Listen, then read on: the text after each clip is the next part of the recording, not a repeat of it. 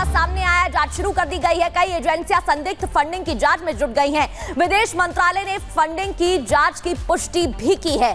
तो अमेरिका से भारत में फंडिंग मामले में अब जांच शुरू हो गई है। डोनाल्ड ट्रंप की तरफ से इस बात का खुलासा किया गया था। बताया गया था कि इस पूरे मामले में एक फाउंडेशन है, एक कंपनी ऑर्गेनाइजेशन जुड़ी हुई है जिसकी तरफ से फंडिंग की जा रही है, पैसे दिए जा रहे थे जिससे कि मोदी को हटाया जा सके।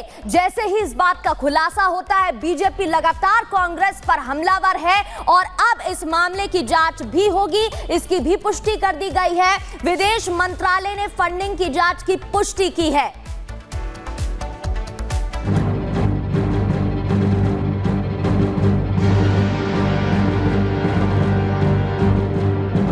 दो 2024 के लोकसभा चुनाव में बीजेपी 400 सीटों का दावा कर रही थी, लेकिन जब नतीजे आए तो वो 240 सीटों पर सिमट गई। अब अमेरिकी राष्ट्रपति डोनाल्ड ट्रंप ने बीजेपी की सीटें कम होने के पीछे एक अंतरराष्ट्रीय साजिश का खुलासा किया है। And $21 million for voter turnout in India. What do we need to spend $21 million for voter turnout in India? Wow, $21 million. I guess they were trying to get somebody else elected. Wow, we ought to tell. अमेरिकी राष्ट्रपति Donald Trump के इस खुलासे के बाद भारत में सियासी हड़कंप मच गया। बीजेपी ने कांग्रेस पर आरोप लगाया कि उन्होंने मोदी को हराने के लिए विदेशी ताकतों से मदद ली।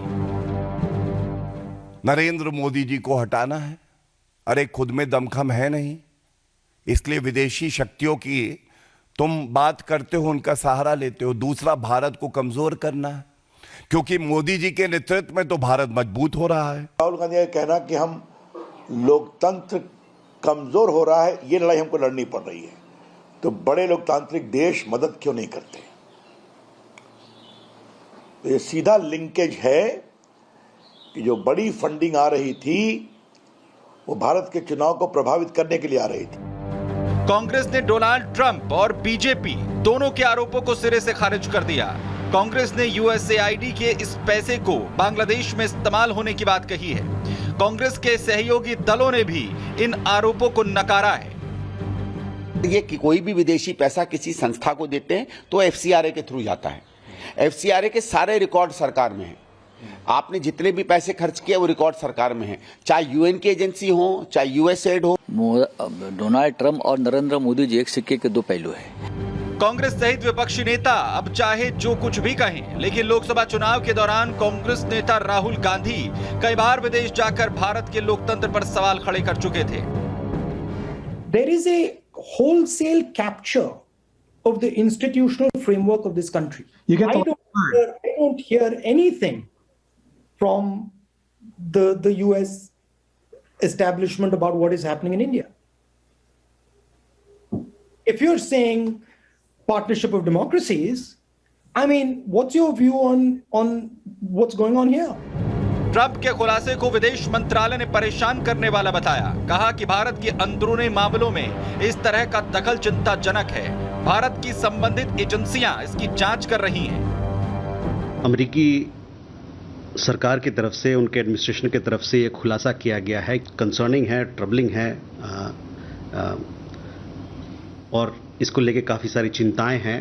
फॉरेन इंटरफेरेंस को लेके भारत के अपने अंदरूनी मामले में हमारे यहाँ जो एजेंसीज़ हैं, डिपार्टमेंट्स हैं जो इस मामले में काम करते हैं, कार्यरत हैं, वो इस मुद्दे पर और छानबीन कर रहे हैं और काम कर रहे हैं। भारत के चुनाव में विदेशी हस्तक्षेप को लेकर जो खुलासे हुए हैं वो देश की एकता और अखंडता के लिए गंभीर खतरा है। अब सवाल ये कि क्या कांग्रेस ने विदेशी मदद के सहारे ही ज्यादा सीटें जीती? सवाल ये भी कि विदेशी साजिश से विपक्ष की सीटें तो बढ़ी, लेकिन भारत के लोकतंत्र को हरा नहीं पाए। Bureau report, Republic Bharat. अब ग्राफिक्स के जरिए आपको समझा देते हैं। भारत के चुनाव में यूएसएड से फंडिंग आने का मामला बताया गया कि 182 करोड़ की फंडिंग का यह मामला है। अमेरिकी राष्ट्रपति डोनाल्ड ट्रंप ने इस बात का खुलासा किया। वोटर टर्नआउट को लेकर मदद की जा रही थी, वोटर बढ़ाने को लेकर ट्रंप के खुलासे से ये सियासी हड़कंप मचा, इस बात का खुलासा। लेकिन इससे फायदा किसको होगा? बीजेपी ने कांग्रेस पर हमला बोला, भारतीय जनता पार्टी ने हमला बोला, विदेशी फंडिंग से कांग्रेस को फायदा होगा, यह आरोप लगाया। और इसके अलावा हां, मोदी को हराने के लिए यूएस से मदद ली जा रही थी। इस फंडिंग का खुलासा होता है, ये पूरा मामला सामने आया। देश को कमजोर करने के लिए ये कोशिश की जा रही थी। सारी ताकतें मिलकर मोदी को हटाने की कोशिश कर रहे थे, लेकिन हटा नहीं पाए। आगे बढ़ते हुए अब बात बीबीसी की, जहां जुर्माने की खबर सामने आई है। क्या है पूरा मामला, बताते हैं।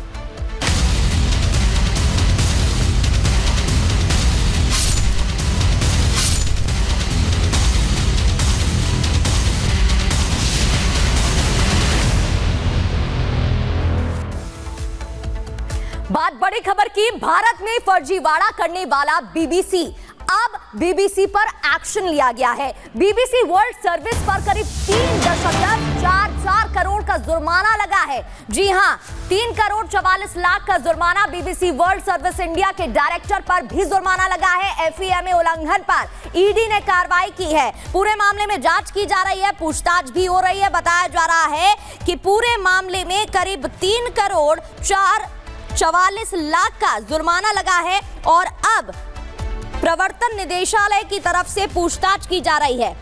तो आपको जानकारी दे दें, एफडीआई वाली कंपनी ने अब पूछताछ कर ली है। कंपनी ने एफडीआई को 100% बनाए रखा और इसमें कहा जा रहा है, क्योंकि देखिए शुरुआत 4 अगस्त से हुई थी 2023 से, जहां पर शोकॉज नोटिस जारी हुआ था और उसके बाद से ही इस पूरे मामले में पूछताछ की जा रही थी। अब कार्रवाई तेज हो गई है।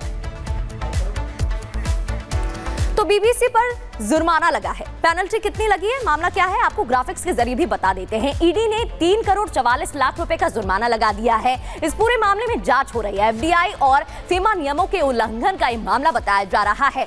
3 निदेशकों पर करीब 1 करोड़ रुपए का जुर्माना, जो डायरेक्टर्स हैं उन पर भी करीब 1 करोड़ रुपए का जुर्माना लगाया हुआ है और उल्लंघन पर जुर्माना लगाया है। जो नियम है उनका उल्लंघन किया गया है और इसी मामले में उन पर पेनल्टी लगाई गई है और पूछताछ भी की जा रही है। बीबीसी के जो डायरेक्टर्स हैं उनको आदेश दे दिया गया है, उनसे पूछताछ की जा रही है। बीबीसी वर्ल्ड सर्विस इंडिया पर यह जुर्माना लगा है। ईडी ने करोड़ों रुपए का जुर्माना लगाया है। और अब आपको बताते हैं आगे बढ़ते हुए कि कब कब एक्शन लिया गया, शुरुआत कहां से हुई, क्या है पूरा मामला। 1970 से बात करें तो बीबीसी ने भारत विरोधी फिल्म दिखाई थी, तब पहला एक्शन लिया गया। इंदिरा गांधी ने बीबीसी पर बैन लगा दिया था, क्योंकि हालांकि देखिए कोई पहला मामला नहीं है, 1970 की बात करें। फिर 1972 तक भारत में बीबीसी पर प्रतिबंध लगा रहा, बैन लगा रहा। बीबीसी पर फिर प्रतिबंध लगा 1975 में, जी हां, और आपातकाल के दौरान प्रतिबंध लगा था। हम बात कर रहे हैं 1975 की। 41 कांग्रेस सांसदों का बयान सामने आया था, उन्होंने मिलकर विरोध किया था। कांग्रेस सांसदों का बीबीसी पर आरोप था कि भारत विरोधी एजेंडा चलाया जा रहा है और इसलिए उस पर बैन लगाया गया। 2016 में ब्रिटिश सरकार से फंडिंग का मामला, 291 मिलियन पाउंड की फंडिंग का मामला और वर्ल्ड सर्विस यानी कि बीबीसी पर उस दौरान भी बैन लगा दिया गया। 2021 की बात करें तो ब्रिटिश सरकार से फंडिंग की खबर तब भी सामने आई थी। देखिए कोई पहला मामला नहीं, उस दौरान भी इसी तरीके से आरोप लगे थे। 2022 में भी ब्रिटिश सरकार से अनुदान मिला, इस तरीके के आरोप लगे थे।